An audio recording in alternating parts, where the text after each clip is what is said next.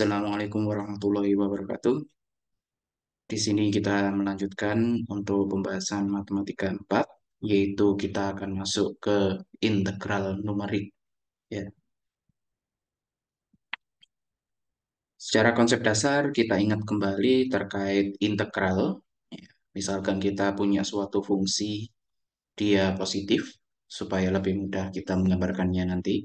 Maka integral tentu dari fungsi f(x), di mana x-nya terbatas mulai a sampai b, yaitu integral a sampai b dari fungsi f(x) dx, dia secara maknanya atau konsep dasarnya, dia merupakan luas daerah di bawah kurva f(x) dan di atas sumbu x, di mana x-nya mulai a sampai b.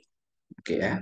Catatannya di sini walaupun terdapat berbagai macam teknik integrasi yang sudah kita kenal waktu matematika 1, namun ternyata masih ada beberapa bentuk fungsi yang cukup sulit untuk dihitung hasil integralnya secara eksak ya. Walaupun kita ada integral parsial, ada dekomposisi pecahan parsial dan lain sebagainya, ternyata masih ada yang tidak bisa ditentukan hasil eksaknya. Oleh karena itu, kita perlu pendekatan secara numerik ini. Secara idenya, di sini berdasarkan konsep dasar tersebut, kita akan menghampiri luas di bawah kurva fx secara numerik, seperti halnya konsep jumlah Riemann. Ya, ketika kita mempelajari eh, integral, awalnya kita kan berangkat dari jumlah Riemann, kemudian atau integral Riemann nantinya kita limitkan partisinya atau norm dari partisinya menuju nol, atau banyak partisinya n-nya kita limitkan menuju tak hingga. Nah, di sini secara gambarnya kita punya kurva yang atas ini fx ya. Kemudian kita ingin mencari luasan di bawah kurva fx ini tadi terbatas mulai A sampai B. Selanjutnya, untuk jumlah Riemann-nya sendiri, kalau dulu dia adalah integral A sampai B fx dx, dia dapat didekati dengan jumlah Riemann, yaitu sigma I mulai 1 sampai N dari fxi bintang dikali dengan delta xi. Oke, di sini xi bintang dia adalah suatu titik yang terletak pada subintervalnya. Subinterval berarti kita punya interval, anggap saja x0 sampai x4, di mana x0-nya tadi A, x4-nya tadi B, sehingga kita punya subinterval yaitu x0 sampai x1, x1 sampai x2. Nah, berarti sebagai contoh, misalkan I-nya 1. Ketika I-nya 1 di sini x0, kemudian ini x1 bintang, kurang dari x1. Nah, X1 bintang berarti suatu titik di antara X0 dan X1. Bisa di tengah, bisa berada di ujung, bisa juga secara acak gitu ya. Tapi nanti kita akan tentukan tempat secara tepatnya di mana supaya mempermudah perhitungan kita. Dan kita akan punya delta XI, dia adalah panjang interval, panjang subinterval kita, ya. Dimana nantinya kalau secara konsep jumlah Riemann dulu, panjang subintervalnya bisa berbeda-beda. Namun di sini kita akan samakan saja ya. Selanjutnya, dari sini berarti jumlah Riemann sama halnya kita membuat di sini delta XI dia adalah panjang dari X0 sampai X1 ya. Kemudian nilai fxi bintang, misalkan xi bintang di sini ya. Nilai fungsi di xi bintang dia adalah eh, panjangnya ya. Nah, sehingga kita akan sorry sorry, ini sedikit salah saya. Nah, di fungsinya. Jadi misalkan di sini. Oke. Sehingga kita ketika mengalihkan antara panjang dan lebar, kita akan memperoleh suatu persegi panjang. Nah, setiap subinterval ini tadi kita hitung persegi panjangnya, luasnya berapa. Setelah kita punya luas dari persegi panjang pada tiap subinterval, kita jumlahkan. Otomatis kita punya hampiran atau aproksimasi untuk luasan di bawah kurva tersebut. Itu jumlah Riemann. Nah, sekarang kita akan menggunakan konsep jumlah Riemann untuk mengenalkan yang namanya metode titik tengah. Misalkan fx dia kontinu di selang A sampai B atau interval tutup A sampai B. Jika interval A sampai B di sini dibagi menjadi n buah subinterval dengan panjangnya sama panjang, otomatis kita akan punya caranya adalah ya tinggal B dikurangi A kemudian dibagi dengan n. Itulah delta X-nya. Kemudian kita akan punya MI. MI di sini adalah titik tengah subinterval ke I. Ya, di sini berarti ibaratnya di integral Riemann tadi adalah XI bintang, di mana kita tentukan XI bintangnya tidak secara acak, tapi dia merupakan titik tengah subinterval supaya kita mempermudah perhitungan kita. Ya, otomatis yang kita punya formula jumlah Riemann tadi, yang di sini adalah XI bintang, kita ganti menjadi MI. M-nya itu dari kata middle ya. Sehingga titik tengahnya lah yang menjadi eh, tolok ukur untuk memperoleh panjang dari persegi panjang kita. Sebagai contoh, ilustrasinya ada di bawah sini. Asumsikan kita punya 4 partisi ya di sini ya. Mulai dari X0, X1 ini yang pertama. X1, X2 ini yang kedua. X2, X3, X3, X4. Otomatis kita punya 4 subinterval. Pada subinterval pertama berarti MI dia adalah titik tengahnya. Ya, titik tengah antara X0 dan X1. Sehingga kita hitung nilai fungsinya di sini. Ini adalah FMI. M1 lebih tepatnya. FM1, kemudian di sini adalah delta X. Nah, delta X. Jadi kita hitung FM1 kali delta X, kita peroleh luas dari persegi panjang yang pertama. FM2 kali delta X peroleh persegi panjang yang kedua, dan seterusnya sampai ke 4 kalau sudah kita jumlahkan. Ya, konsepnya hanya seperti itu. Dan kita simbolkan dia dengan M besar N, tergantung N-nya kita ingin punya berapa subinterval nantinya.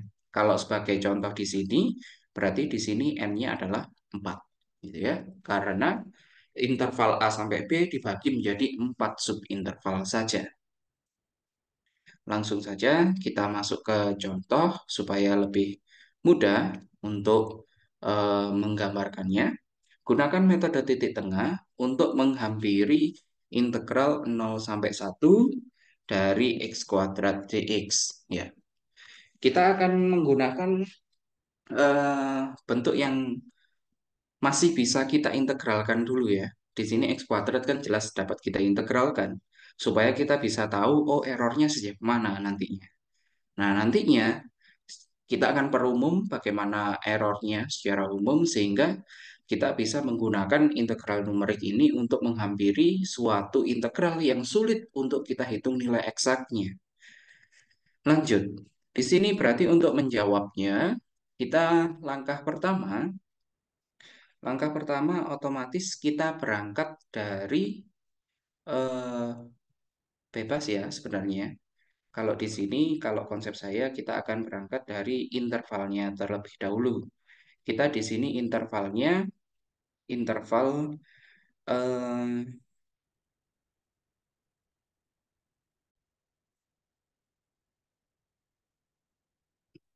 maka kita perlu tahu panjang dari sub intervalnya. Oke, karena kita punya berarti 0 ini adalah A, 1 ini adalah B, sehingga kita perlu mencari panjang subinterval yaitu delta X.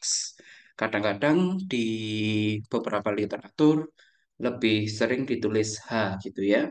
Tapi terserah, boleh delta X, boleh H.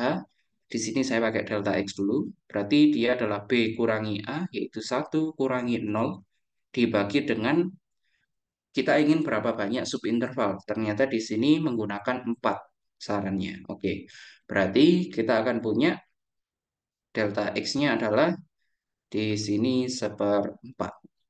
Oke, setelah panjang subinterval kita peroleh, maka kita akan menggunakan yang namanya metode titik tengah. Sehingga kita perlu mencari titik tengahnya. Ya, titik tengah. Titik tengah dari setiap subinterval. Sehingga kita punya M1, M2, M3, dan M4. Oke. M1, M2, M3, M4 kita peroleh dari eh, masing-masing subinterval. Subinterval yang pertama, ya. Di sini saya coret-coret di bagian kanan saja.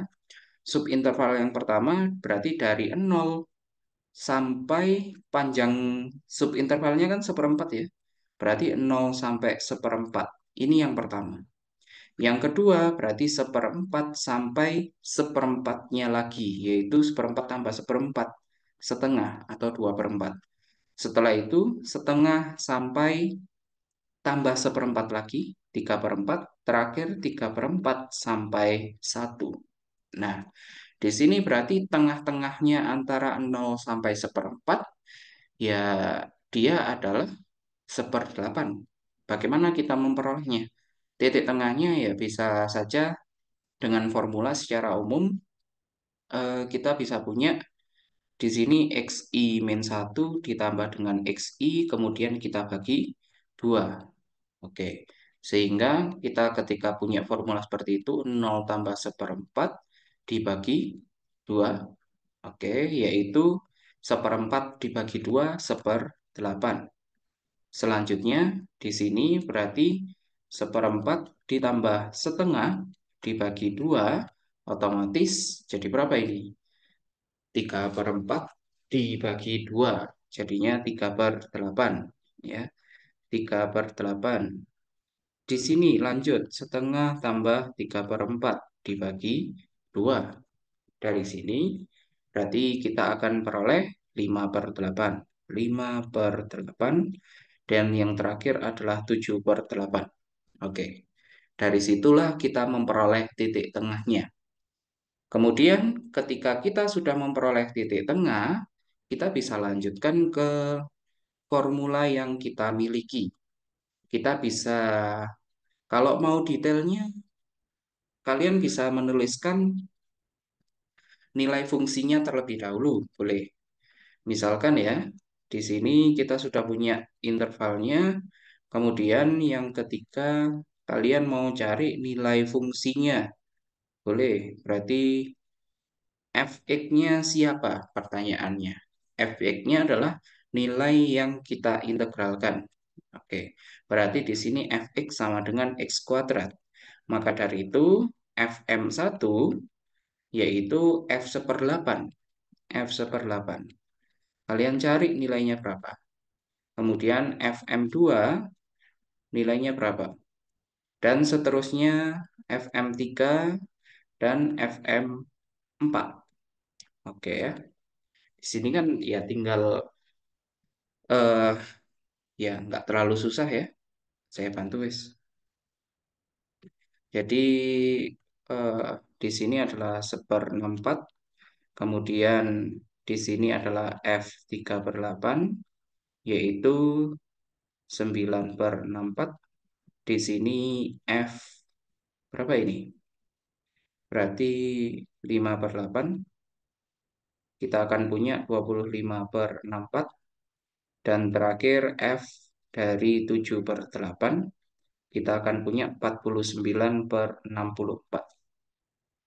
Ketika sudah punya, kita langsung saja gunakan formula untuk menghampirinya. Ya, berarti kita akan masuk yang ini tadi tahapnya boleh dikasih judul fungsi. Ya.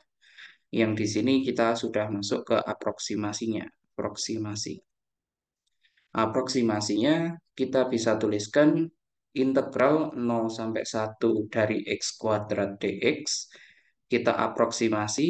Nah, aproksimasinya menggunakan formula yang metode titik tengah itu tadi.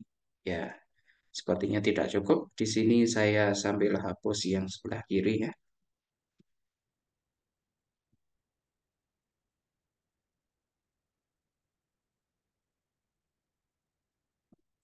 Oke, saya lanjutkan di sebelah kiri. Berarti kita akan punya aproksimasinya integral 0 sampai 1 dari x kuadrat dx dapat kita aproksimasi dengan metode titik tengah, yaitu sigma sigma di mana I-nya mulai 1 sampai 4, N-nya 4 ya, kemudian FMI dikali delta X. Kita akan punya berarti dapat kita jabarkan terlebih dahulu, yaitu FM1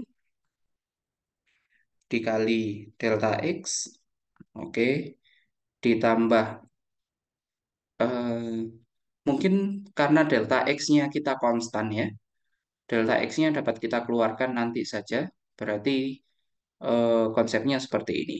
Ya, kita akan punya FM1 tambah FM2 tambah FM3 ditambah FM4.